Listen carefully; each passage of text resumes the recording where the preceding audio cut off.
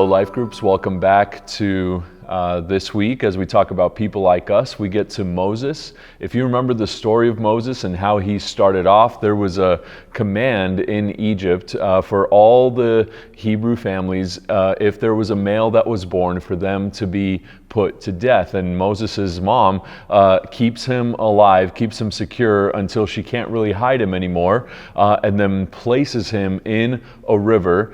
He is then found by the Pharaoh's daughter, and so Moses' mom then nurses him, and the Pharaoh's daughter then raises him. And so Moses is brought up in this environment, an Egyptian environment, but also he knows his roots. He knows that he's an Israelite. He knows who he is, and yet there's kind of this, you could almost call it an identity crisis of who am I? And so we kind of see that story play out when he kills the Egyptian that was mistreating the Hebrew, and then he goes the next day and sees two Hebrews going against each other, and he tries to separate them, and they're asking him, are you going to kill us like you've killed the Egyptian? And so this all plays out, and Moses just runs away from all of that until we get to Exodus 3. And in Exodus 3, God calls Moses from the burning bush, and God says, you are going to go and I will use you to free my people Israel from Egypt. And Moses' first question that he asks God is, who am I that I should go? Right? You kind of see this battle of his background, of trying to figure out who he is. And then in Exodus 3, his first question is, who am I that I should go?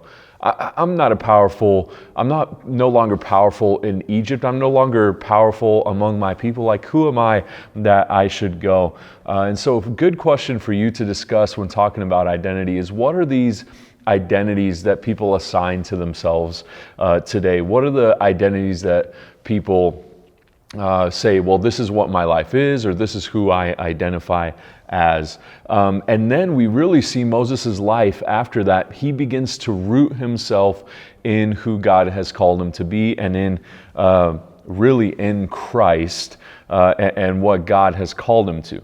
In Exodus chapter 4, verses 10 through 16, we see that his calling is rooted in God. And what I mean is that one of the questions, again, we're still in this burning bush event, one of the questions and one of the objections that Moses has towards God is, you're telling me to go and you're telling me to say, but I don't speak well.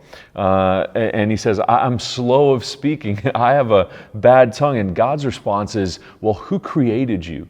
Who makes those decisions? Who created you like that? And so God is going, your ability to fulfill the calling isn't rooted in it's not rooted in your own ability to make it. It's rooted in who I am, and I will go with you. That's God's response to him. So one of the questions there is, what are some of the reasons that people don't follow or don't serve Jesus? What are some of the reasons that we don't fulfill our calling? Then we skip over to Exodus 12, and we see the Passover, and we see that our salvation is rooted in Jesus. And so kind of read through Exodus 12, read through the Passover, and here's a good question to ask. How is the Passover a shadow of Jesus' salvation for us? And then there's a couple events after the Exodus as they're walking in the wilderness, the people of Israel. Exodus chapter 15, verse 24, Exodus chapter 16, verse 3, and Exodus chapter 17. All of those scenarios have the people of Israel grumbling against Moses, and Moses' first response is to run to Jesus, showing that our help is rooted in Jesus. And maybe share some of those testimonies of where God has answered some of your cries for help and some of your needs. And then lastly, we see in Exodus chapter 33, 34, as Moses is nearing sort of that finish line of his life and those kind of final events of his life. In Exodus 33, we see Moses ask, well, who's going to go with me? You're telling me to lead these people out. Who's going to go with me? And God says, I will go with you. And Moses even says, hey, God, if you're not going, I don't want to go.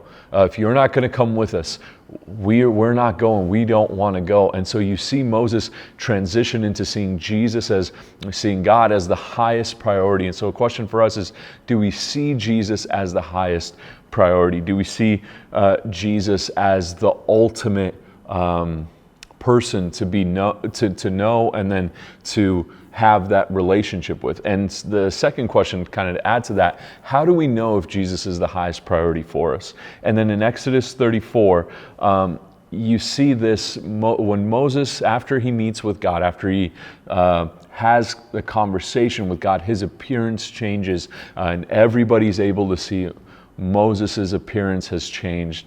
And so the last question is, what are the characteristics and what does a lifestyle look like of someone who is walking with God, somebody who's been in the presence of God, somebody who is in continual relationship with Christ?